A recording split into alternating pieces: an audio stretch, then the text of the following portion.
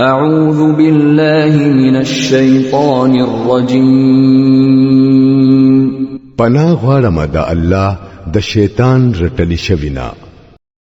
بسم الله الرحمن الرحيم شروع کوم د الله د نومنا چې ډېر مهربانا او رحم کون کې دی والفجر وليال عشر والشفع والوتر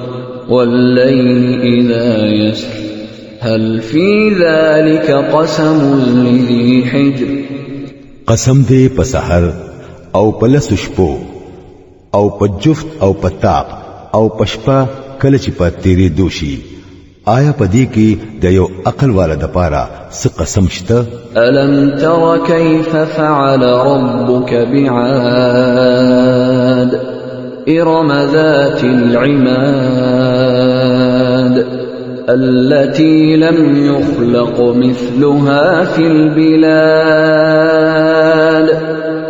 تا اونلیدل چې ستا رب سوکړل د اوچتو ستنو والا آد ایرم سره چې داغوی پشان بل قوم د دنیا په قومونو کې نو پیدا کړی شوی وثمود الذين جابوا الصخر بالواد وفرعون ذي الأوتاد الذين طغوا في البلاد فأكثروا فيها الفساد او د سمودیانو سره چې هغوی په وادي مکه کې ګټان تراشلی وو او سوی وکړل د میخونو والا فرعون سره دا هغه خلکو چې د دنیا په ملکونو کې غټه سرکشي کړی و او پاره کې ډېر فساد خور کړی وو فصب عليهم ربك سوط عذاب إن ربك لبالمرصاد اخر دا چې ستاره پاغوي باندې د عذاب شرق را پرې باسو حقیقت دا دی چې ستاره پتاک کې دی فأما الإنسان إذا ما ابتلاه ربه فأكرمه ونعمه فيقول ربي أكرمن وأما إذا ما ابتلاه فقدر عليه رزقه فيقول ربي أهانن خود انسان دا حال دی چې خپل ربي کله په ازمیخت کې اچوي او هغلا عزت او نعمت ورکوي نو وای چې زما رب زه عزت والا جوړ کړم او چې کله هغه په ازمیخت کې اچوي او داغه رزق پاغه باندې تنگوي نو وای چې زما رب زه ذلیل کړم كلا بل لا تكرمون اليتيم ولا تحاضون على طعام المسكين وتأكلون التراث أكلا لما وتحبون المال حبا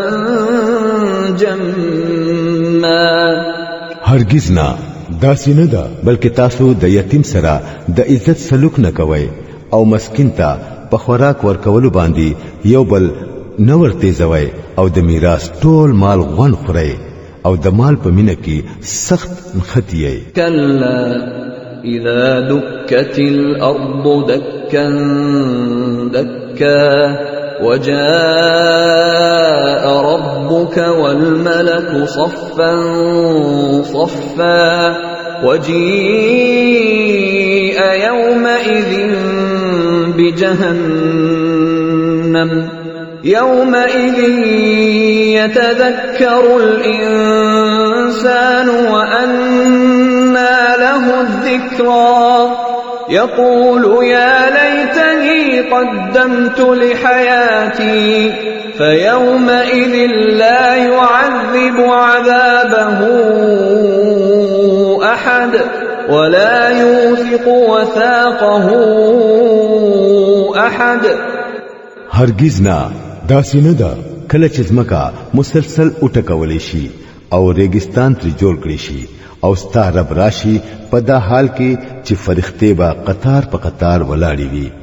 او دوزخ با په دغه ورځ مخې ته راوړي شي نو په دغه ورځ به انسان له پوهه راشي